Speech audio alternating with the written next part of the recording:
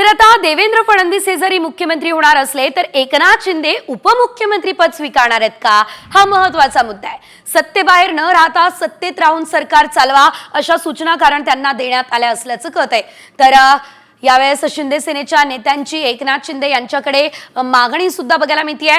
उपमुख्यमंत्री पद देण्यात आलं तर घ्यावं असा सूर खरं तर एकनाथ शिंदे यांच्या गटातील नेत्यांचा बघायला मिळतोय।